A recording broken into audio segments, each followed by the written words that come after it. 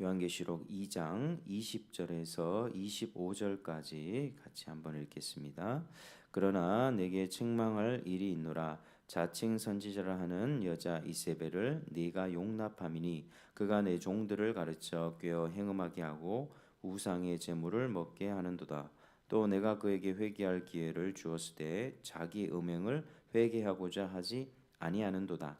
볼지어다 내가 그를 침상에 던질 터이요 또 그와 더불어 간음하는 자들도 만일 그의 행위를 회개하지 아니하면 큰 환난 가운데에 던지고 또 내가 사망으로 그의 자녀들을 죽이리니 모든 교회가 나는 사람의 뜻과 마음을 살피는 자인 줄 알지라. 내가 너희 각 사람의 행위대로 갚아주리라. 두아디라에 남아 있어 이 교훈을 받지 아니하고 소위 사탄의 깊은 것을 알지 못하는 너희에게 말하노니 다른 짐으로 너희에게 지울 것은 없노라. 다만 너희에게 있는 것을 내가 올 때까지 굳게 잡으라. 아멘.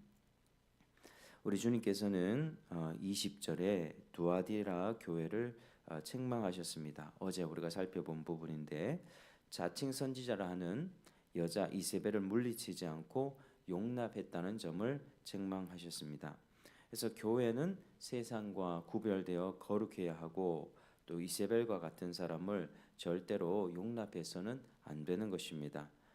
사랑이라고 하는 덕목으로 사랑이란 이름으로 과도한 포용과 관용은 안 되는 것이죠. 하나님께서는 교회로 하여금 철저하게 거룩하라고 이렇게 명하셨습니다. 데살로니가 전서 4장 3절 하나님의 뜻은 이것이니 너희의 거룩함이라 곧 음란을 버리고. 바울이 보낸 편지 곳곳을 보면 거룩함이 교회의 본질임을 강조하고 있습니다. 거룩하라는 명령을 굉장히 많이 주고 있는 것이죠. 그러니 사탄은 어떻게든지 우리의 거룩함을 무너뜨리려고 해방합니다. 그래서 거룩함이 훼손되는 곳에는 반드시 사탄의 역사가 있다는 사실을 기억해야만 합니다. 그런데 주님은 그 사탄에 사로잡혀 교회를 무너뜨리는 이세벨에게도 회개의 기회를 주셨습니다. 21절에 보니까 그의 반응이 나오는데요. 21절에 또 내가 그에게 회개할 기회를 주었을 때 자기의 음행을 회개하고자 하지 아니하는도다 이렇게 말씀을 합니다. 우리 주님께서는 자비가 크신 분입니다. 주님은 공의로우신 분이지만 죄를 심판하시는 분이시지만 그 죄에서 돌이키게끔 회개의 기회를 주시는 분이죠. 그래서 이세벨에게도 회개의 기회를 주시는데 주님이 어떤 모양으로 회개의 기회를 주셨는지 잘 알지는 못합니다. 주셨다는 동사가 부정 과거형으로 기록된 것으로 보아서 결정적인 어떤 경고의 기회를 준 것 같습니다. 그런데 회개하고자 아니한다는 말은 현재형으로 기록되어 있습니다. 이게 지금 한국말로는 지금 잘 드러나지가 않는데요. 이게 헬라어로 기록되어 있습니다. 그리스어. 그러니까 그리스어로 이렇게 된 주석과 이 부분을 해석한 부분을 참고하면 현재형으로 회개하지 아니한다는 말이 다 이 단어에 묻어 나옵니다. 그래서 지금 또 계속 회개하기를 거부하고 있다는 뜻입니다.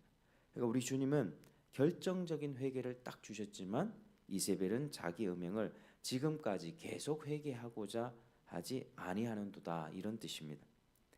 주님께서는 이 거짓 선지자 이세벨에게도 회개의 기회를 주셨습니다. 그러나 그는 회개를 거부함으로 하나님의 심판을 자초하게 되었습니다. 자, 이어지는 주님의 말씀 22, 23절인데 주님께서는 이세벨을 침상에 던진다고 하셨습니다. 하나님께서 이 아합 왕의 아내 이세벨을 어떻게 심판하셨습니까? 우리 구약의 역사에 나오죠. 아합 왕이 죽은 후에 그 아들 요람이 왕이 되었습니다. 요람 혹은 여호람. 그런데 예후가 죽어서 이 요람을 죽였고 내시들에게는 이세벨을 창밖으로 던지라고 명했습니다. 그렇게 던져진 이세벨의 피는 담과 마르게 튀었고 예후는 그의 시체를 발로 밟아 버렸습니다. 이게 이세벨이 맞은 아주 처참한 최후였습니다. 그러니까 끝까지 회개할 줄 모르고 하나님의 뜻에 대항하던 사악한 자의 최후가 이렇습니다. 던진다라는 말은 여기서 따온 것 같습니다. 던진다. 그래서 이세벨을 침상에서 던진다는 말은 이 치명적인 질병에 걸려 침상에서 일어나지 못하게 하신다는 말입니다. 실제로 당시 소아시아의 비문들에 의하면 음행의 결과로 여러 질병에 걸려 죽은 사실들을 많이 전하고 있습니다.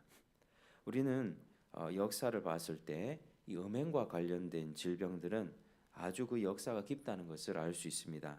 지금 또 에이즈로 인하여서 얼마나 많은 사람들이 고통받고 사망에 이릅니까? 에이즈 걸린 사람들은 수명이 짧습니다. 40대, 50대 되면 다 그 병으로 죽게 됩니다. 주님께서는 이세벨을 질병으로 심판하시겠다고 하셨습니다. 뿐만 아니라 이세벨과 더불어 간음하는 자들도 회개치 아니하면 큰 환난 가운데 던진다라고 말씀하셨습니다. 게다가 23절에 보니까 또 내가 사망으로 그의 자녀를 죽이리니 그의 자녀들을 사망으로 죽이신다 말씀을 합니다. 그 이세벨의 가르침에 미혹되어 음행하고 우상의 제물을 먹은 자들은 모두 이세벨과 동일하게 심판을 받게 될 것입니다.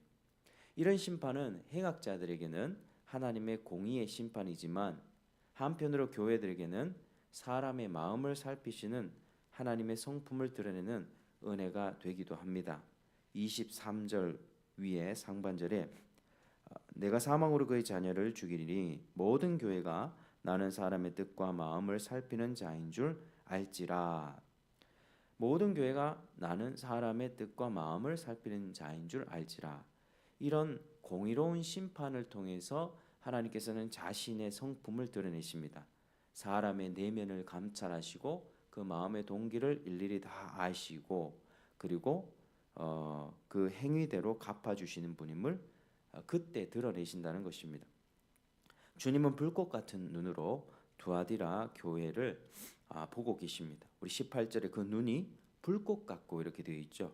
불꽃 같고 주님은 그 내면의 심장과 폐부를 다 보시는 분입니다. 우리 내면의 생각과 사상을 다 아시는 분입니다. 우리의 복잡한 감정도 우리의 모든 동기도 아십니다. 나도 내 마음이 복잡해서 내가 무슨 생각을 하고 있는지 내가 지금 뭐 하고 있는지 내 마음을 나도 알지 못할 때 우리 주님께서는 그 마음조차도 다 아신다는 것입니다. 그러므로 그리스도의 눈에서 벗어날 수가 없습니다. 예수님 앞에 모든 것이 벌거벗은 것처럼 다 드러나게 돼 있습니다. 아무것도 숨길 수가 없습니다. 그러므로 우리는 변명하지 않고 회개해야만 합니다. 그렇지 않으면 주님께서는 우리 각 사람의 행위대로 갚아주십니다. 예수님께서 두아디라 교회에게 보낸 메시지의 핵심은 심판이 아니라 회개입니다. 우리 구약과 신약 하나님의 백성들에게 주시는 주님의 그런 저주의 경고들, 그런 책망의 말씀들을 보면 1차적으로 그렇게 저주하려고 하는 것이 아니라 너희들이 돌이키지 아니하면 저주받을 것이다. 주님은 공의로운 심판을 내리기 전에 그 공의로운 심판을 거두시기를 원합니다. 악인 한 명이라도 돌아오는 것을 기뻐하십니다. 죄인들이 살 기회를 주기를 기뻐하시는 것입니다.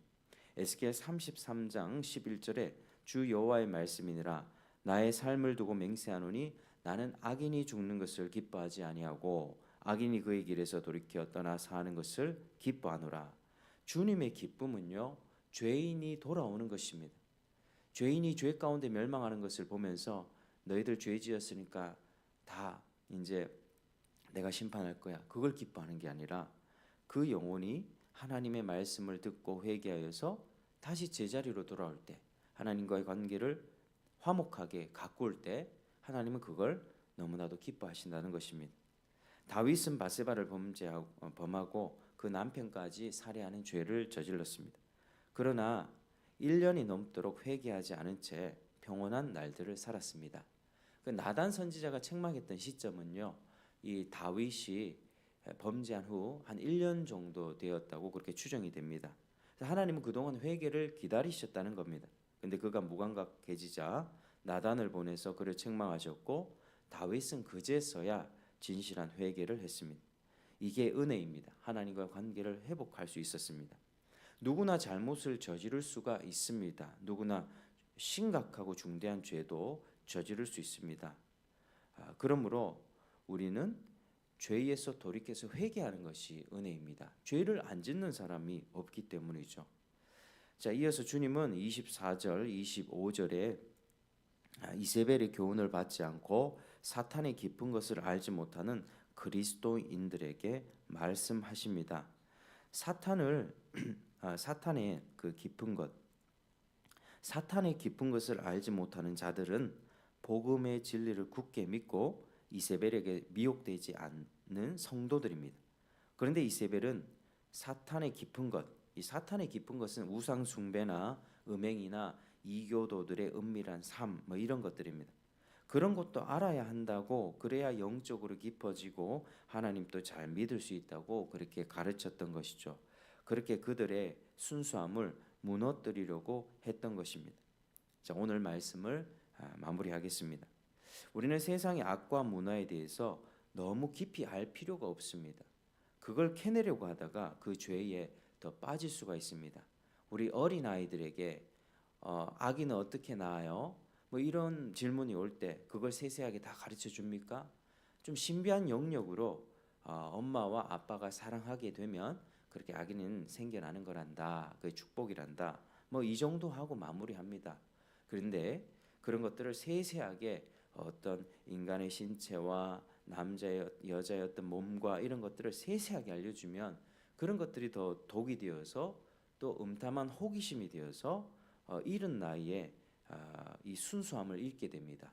그러니까 이제 신앙의 순수함을 우리가 지키기 위해서는 그런 세상의 악과 그런 더러움에 대해서 깊이 파헤칠 필요는 없다는 것이죠.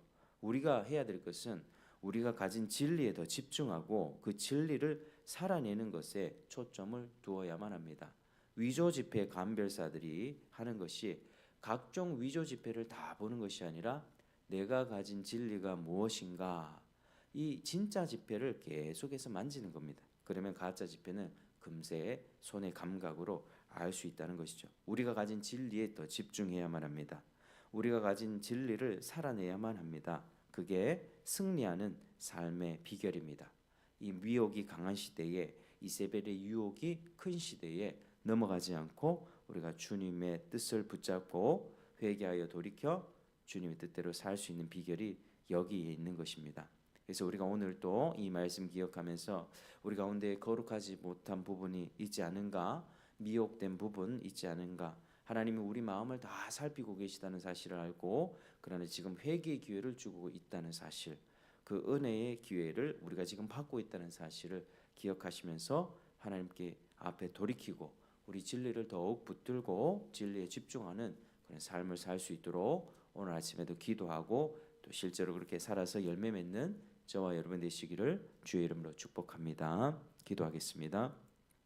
하나님 아버지, 참으로 감사합니다. 오늘 또 우리에게 이 새벽 시간 허락하여 주셔서 주의 말씀 듣게 하시니 감사합니다. 하나님, 우리가 거룩을 잃어버리지 않았는지, 또 이세벨의 가르침과 같은 미혹에 또 마음이 뺏기지 않았는지 돌아보면서 우리가 회개할 것 회개하고 또 진리에 집중하며 살기 원합니다. 하나님은 선하신 분입니다. 하나님, 우리에게 은혜를 베풀기 원하시고 우리가 돌이키기를 원하시는 그런 자비로우신 분입니다. 하나님을 믿고 간구하오니 하나님 오늘 아침에도 성령을 부어주시고 성령의 갑절의 은혜를 부어주시고 또 이 나라가 아주 힘든 지경으로 가는 이 시대 속에서 우리 그리스도인들이 정치 싸움에 휘말리거나 그것들을 우상 숭배하는 것이 아니라 어느 특정의 정당의 지도자와 그들을 추종하고 극단적으로 추종하는 것이 아니라 우리가 하늘의 하나님을 바라보며 이 모든 어려움들을 또 극복할 수 있는 그런 믿음도 허락하여 주시옵소서. 하나님 아버지, 오늘 아침에 기도의 영을 보이셔서 주님과 깊이 교제하며 승리하는 삶을 살아갈 수 있도록 은혜 베풀어 주옵소서.